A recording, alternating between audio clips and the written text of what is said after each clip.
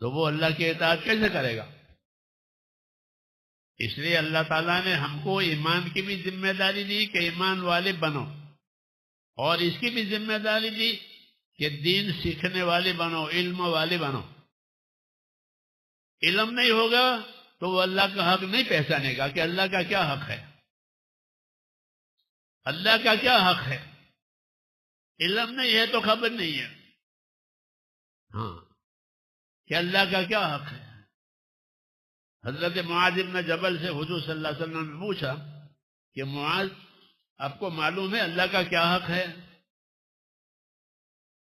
آپ کو معلوم ہے اللہ کا کیا حق ہے؟ عرض کیا مجھے نہیں معلوم ہے۔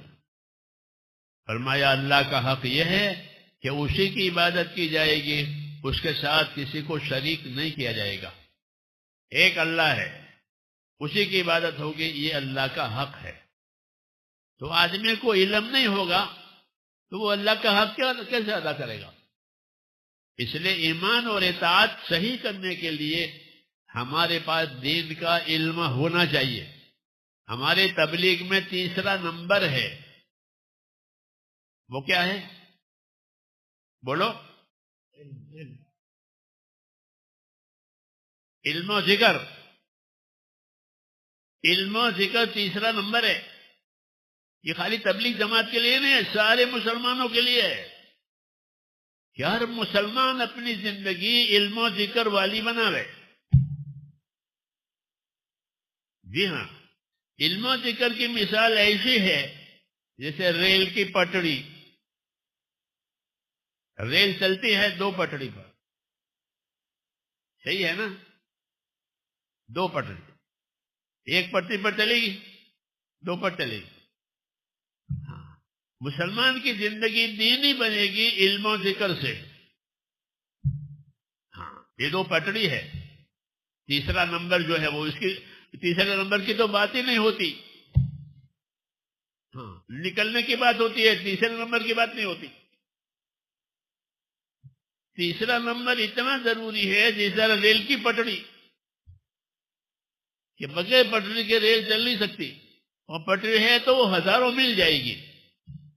اسی طرح ہر مسلمان کی زندگی میں اپنی اطاعت صحیح کرنے کے لیے اس کی زندگی میں علم و ذکر ہونا چاہیے۔ یہ دعوت ہے کہ اپنی اطاعت کو صحیح کرنے کے لیے اپنی زندگی علم و ذکر والی بناؤ۔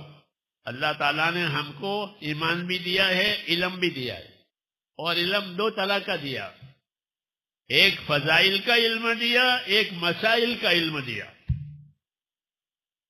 ایک فضائل کا علم دیا ہے اور ایک مسائل کا علم دیا ہے۔ اسی سے اطاعت صحیح ہوگی، اسی سے عبادت صحیح ہوگی، اسی سے حق ادا ہوگا۔ اس لیے اس کو تیسرے نمبر میں رکھا ہے کہ اللہ، اور پھر اللہ کی عبادت، نماز، اور اس کے بعد علم و ذکر۔ کہ علم و ذکر کا کیا تقاضا ہے؟ کہ علم و ذکر کا تقاضا یہ ہے میرے دوستو کہ مسلمان کی زندگی کی ہر حالت اور مسلمان کی زندگی کا ہر کام علم و ذکر کے ساتھ ہو، جہالت کے ساتھ نہیں، غفلت کے ساتھ نہیں۔ علم نہیں ہوگا تو جہالت ہوگی، ذکر نہیں ہوگا تو غفلت ہوگی۔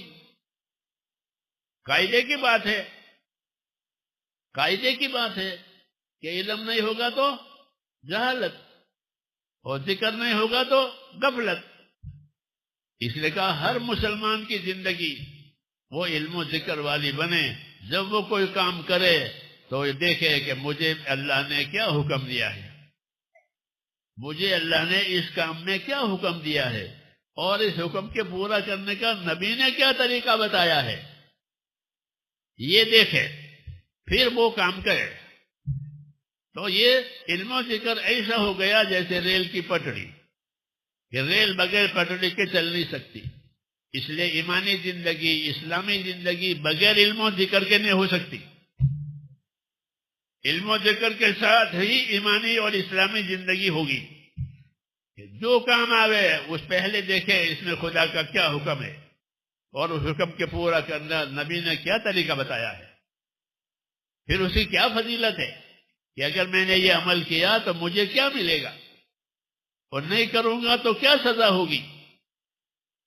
یہ علم و ذکر کا مطلب ہے، جو تیسرا نمبر ہمارا ہے. علم و ذکر کا یہ مطلب ہے کہ ہم کو فضائل کا بھی علم دیا ہے، مسائل یعنی طریقوں کا بھی علم دیا ہے، دونوں.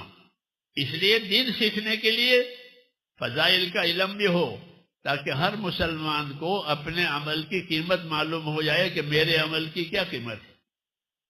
ہر تاجر جب کوئی آئٹم بیچتا ہے تو وہ جانتا ہے کہ اس آئٹم کی کیا قیمت ہے، اس پر کیا نفع ملے گا.